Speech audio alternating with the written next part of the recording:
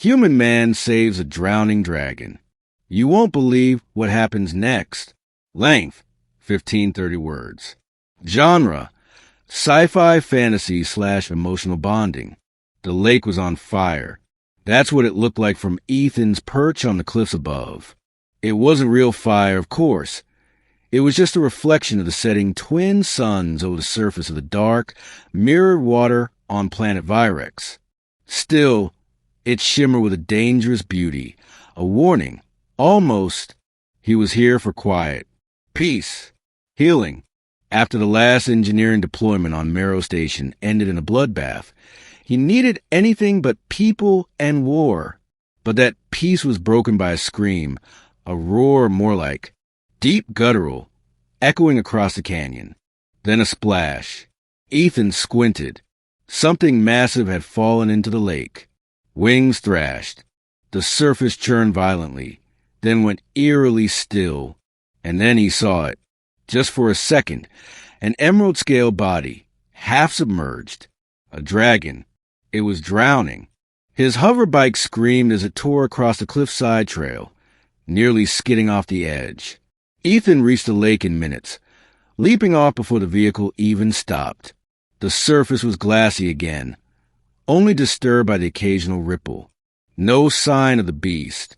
He yanked off his jacket and dove. The water was freezing, black as oil. He kicked hard, pulling himself downward. 30 seconds. 40. Then he saw it. A glint of green, then an eye. Open, flickering weakly. The dragon was caught. Its wing had been impaled on something. Metal, ancient debris, maybe from a crashed ship. Blood streamed upward like ink. Come on. Ethan growled through bubbles. He grabbed one edge of the torn membrane and pulled. It didn't budge. Desperation gripped him. He fumbled at his belt, yanked free his vibro tool, and jammed it into the wreckage. The metal gave with a hiss and a pop, and the wing flailed free, nearly slamming him in the face. He grabbed the horn of the creature's head and kicked upward. Up, up. Please, don't die. They broke the surface with a gasp that echoed for miles. The dragon was massive, 20 meters from snout to tail, and dead weight in the water. But Ethan held on, pulling its head to the shore, step by agonizing step. He collapsed on the gravel beside its head, coughing water, trembling. The dragon wasn't moving. But then, its nostrils flared. A shudder ran down its flank. A slow, rattling breath. Then its golden eyes opened. One blinked. Then the other. Holy stars!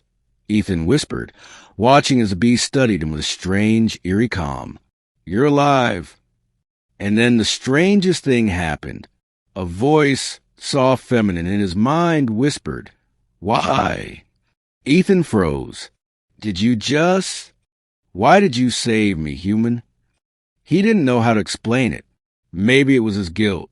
Maybe the years of war had taken so much from him that he just couldn't watch another being die. Not if he could help it. You were drowning, he muttered. No one else would go to help. The dragon blinked again. Her eyes were like molten suns, glowing with something unreadable. You risked your life. Ethan shrugged, suddenly embarrassed. It's what decent people do. A silence passed. Then, I am called Viraya, daughter of the ash clouds. You have earned my name. He coughed out a laugh. I'm Ethan, son of a hardware mechanic from Earth. Then I owe Ethan of Earth a life debt. For the next week, Viraya did not leave the lake's edge. She healed, slowly. Ethan brought her what little food he could scavenge, wild eels, thermoglow fruit, even his own nutrient packs. She accepted them with quiet dignity. They spoke, not with words, but with minds. And as they did, Ethan learned the truth. Viraya was not just a dragon. She was the last of her brood, hunted to near extinction when humans arrived on Virex. Her kind once soared across volcanic skies and nested in crystal caves until settlers brought war machines and greed. I'm sorry, Ethan told her once. For what we did, what my kind did. She studied him. You are not like the others. You carry pain. He didn't reply. Didn't need to. She felt it anyway. On the 10th day, a ship came, government issued, local authority markings, Hunter class. They'd picked up Varea's energy signature, and Ethan's emergency beacon. The second the dragon heard the sonic hum of the engines, she tensed. They will kill me. Ethan stood. Not if I can help it. The soldiers landed. 5 of them. Helmets. Guns. Faces hidden. You all right, civilian? One barked. We detected unusual biosigns in this area. Possible hostile class. 5 predator. I'm fine. Ethan said evenly. No hostile predators here. Just me. Camping. They didn't believe him. They swept the area. 2 headed toward the lake. Ethan stepped in their path. This land's protected. You know that. Class. 5 threats override protection status. There's no threat. We'll see for ourselves. Behind him, the water rippled. Don't, he thought. They'll kill you. But Varea was already rising. The soldiers shouted. Weapons raised. And Ethan did the only thing he could think of. He ran between them and the dragon. Stand down, he yelled. She's not hostile. She's intelligent. She's under a peace claim.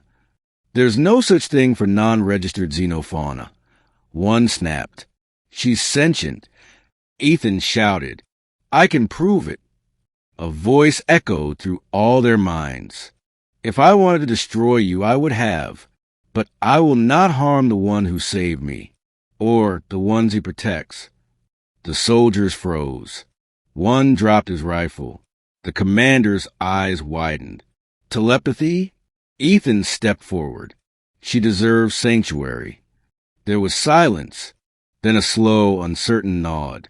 I'll file a report, the commander said, but this is above our clearance level.